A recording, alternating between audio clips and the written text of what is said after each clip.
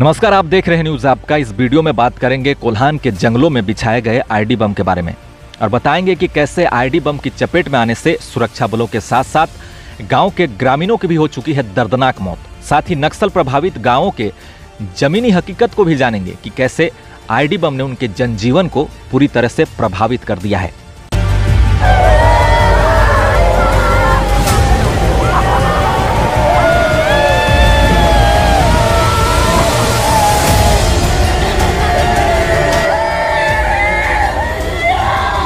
2022 से कोल्हान के जंगलों में नक्सलियों की गतिविधि लगातार बढ़ रही थी, जिसको लेकर सुरक्षा बलों के द्वारा भी उन क्षेत्रों में लगातार कैंप बनाने की योजना बन रही थी। माओवादियों ने जिन जंगलों में डेरा डालना शुरू कर दिया था, वहां उन्होंने सैकड़ों संख्या में आईडी बम भी बिछाना शुरू कर दिया था ताकि सुरक्षा बल के जवान उन तक न पहुंच सके। पूरे जंगलों में आईडी बम बिछाने के बाद दिसंबर के महीने में माओवादियों ने प्रेस नोट जारी किया और कई गाँवों में भी पर्चे बांटे, जिसमें उन्होंने कोल्हान वन प्रमंडल में स्थित सभी वन ग्राम, राजस्व ग्राम, जंगल से बाहर मैदान में स्थित और वनोपज से जीविकापार्जन करने वाले सभी गांवों के ग्राम वासियों से कहा कि माओवादियों के अगले आदेश तक जंगलों में प्रवेश ना करें। जंगलों पहाड़ों में पालतू पशुओं जैसे बैल, बकरी, भैंस को ना चराएं। दातुन पत्ता इकट्ठा करने जंगलों में ना जाएं। माओवादियों द्वारा यह भी कहा गया कि कोल्हान प्रमंडल के ग्रामीण इलाकों से शहर तक जाने वाले सभी सवारी वाहन, निजी वाहन जंगलों से गुजरते वक्त समय समय पर हॉर्न बजाकर चलें और पुलिस वालों को अपनी गाड़ी में बिल्कुल ना बैठाएं और पुलिस वालों को गाड़ी भी ना दें, अन्यथा पीएलजीए के जवाबी कार्रवाई के चपेट में कोई भी ग्रामीण व सवारी या ड्राइवर आने पर पार्टी व पीएलजीए इसकी जिम्मेदारी नहीं लेगी, खुद पुलिस प्रशासन इसकी जिम्मेदारी लेंगे। माओवादी द्वारा बताया गया कि 10 अक्टूबर से 12 दिसंबर 2023 में पुलिस कैंप रेंगड़ा हातू, सायतांबा, हाजेनबेड़ा में स्थापित किए गए। उसके बाद से मोटार सेल जंगलों में दागे जा रहे हैं। इसी वजह से कैंप और स्थापित ना हो और सर्च ऑपरेशन ना चलाया जाए, इसके लिए माओवादियों ने जंगल में बम बिछाना शुरू कर दिया। कोल्हान वन क्षेत्र व सायतांबा वन क्षेत्र के जितने भी गाँव जैसे टोटो, अंजेदबेड़ा, बमियाबुरु, गिल्ली तिपी, इचाहातू, लुया, रेंगड़ा, सांगाजट्टा, सरजोमबुरु, बरकेला, सलाई इत्यादि सभी जगहों के आदिवासी लोगों का जनजीवन जंगलों पर आश्रित है। इन क्षेत्र में खेती उतनी खास नहीं की जाती है।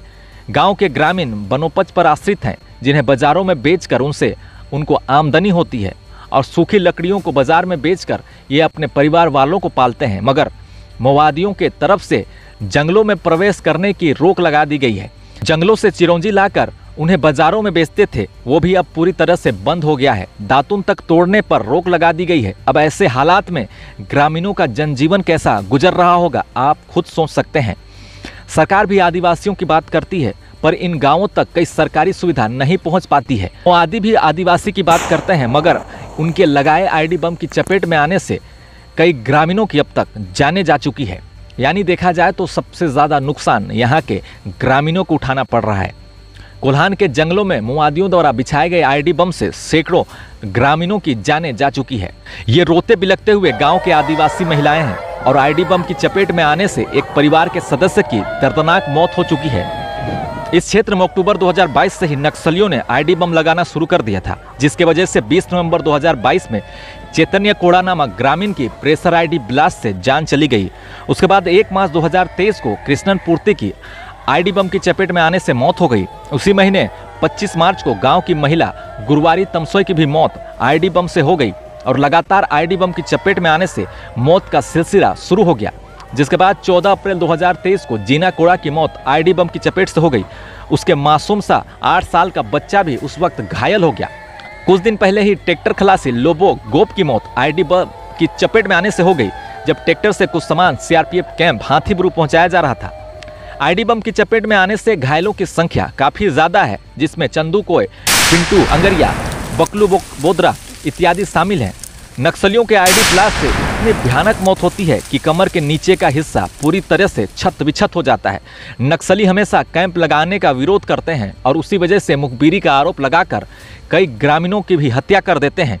इस तरह की हत्या और आईडी ब्लास्ट का सिलसिला कब तक जारी रहेगा इसका जवाब भी किसी के पास नहीं है, क्योंकि पिछले कुछ महीनों में सुरक्षा बलों को काफ़ी ज़्यादा नुकसान उठाना पड़ा है और उसके वजह से नक्सल मुक्त करने के लिए और भी कैंप स्थापित किए जा रहे हैं। सूत्रों की माने तो लोवावेरा, कदाल, सोकबा, बोरे में भी कैंप निर्माण होना है और जब भी कभी कैंप निर्माण की बातें होती हैं या कार्य शुरू होता है तो नक्सली किसी न किसी तरीके से सुरक्षा बलों पर नुकसान पहुंचाने के लिए आईडी बम लगाना शुरू कर देते हैं और उन्हीं आईडी बम की चपेट में कई ग्रामीणों की मौत हो जाती है और वहां के लोगों को भी जंगलों में जाने से रोक दिया जाता है। माओवादियों की तरफ से किसी भी आईडी बम की चपेट में आने से जब मौत हो जाती है तो उसकी जिम्मेवारी सरकार और सुरक्षा बलों को ठहराया जाता है।